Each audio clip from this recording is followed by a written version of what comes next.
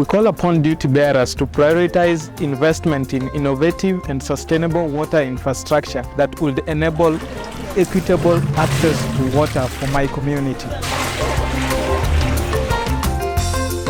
I, in particular, would like to urge global governments to put a stop to water inequality.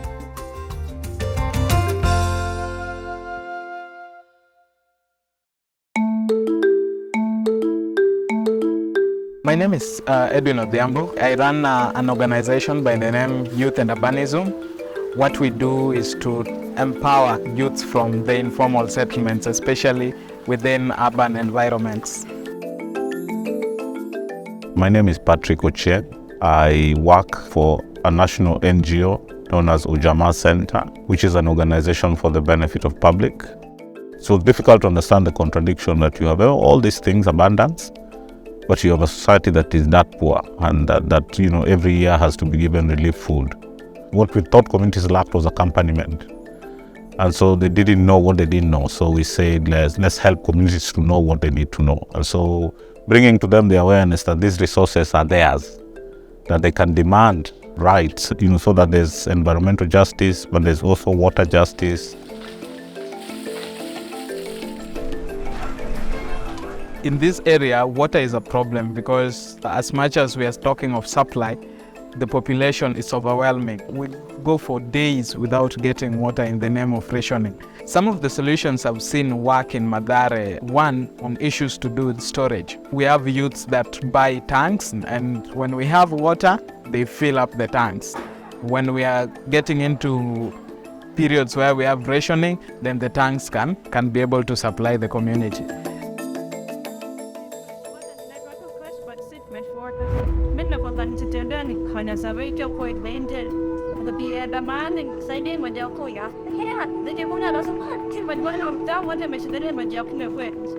This is not fresh water. Fresh water, but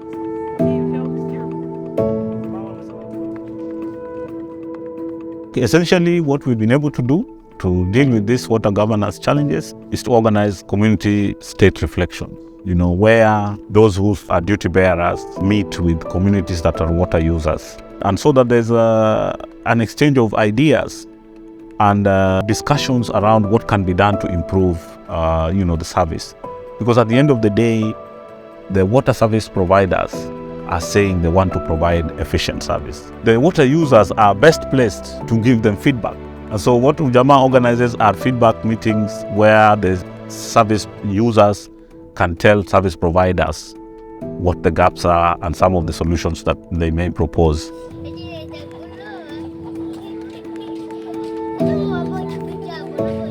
One of the things that is also kind of a problem here in the slum is indoor air pollution. And we've thought that how can we then provide the locals with a cheap, affordable fuel that they could then use that emits less smoke and that helps issues to do with the health. So manufacturing or actually producing briquettes from the local waste was one of our ideas to provide briquettes to the local community.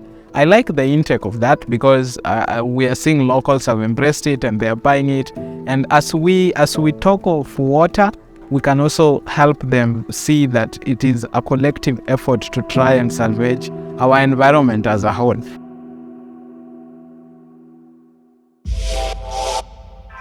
Lastly is how to reuse water. This kind of pool is used for flushing the toilets. But again, water that gets in here mostly comes from the ones that the women have used for washing at that particular point. So after washing, whatever is there or whatever remains is poured in here. Then those that are now using the washrooms can fetch it here and use it there. I have the benefit of visiting in Mombasa places where water is abundant. There will be magnificent swimming pools, great bathtubs and taps that run without caution.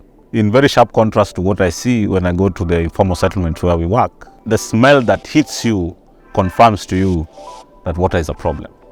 Sewer lines that run on the surface with green and black water convince you that there's a problem here. Taps that are dry and thousands of jerry cans lined up in some common tap, people trying to access this basic water.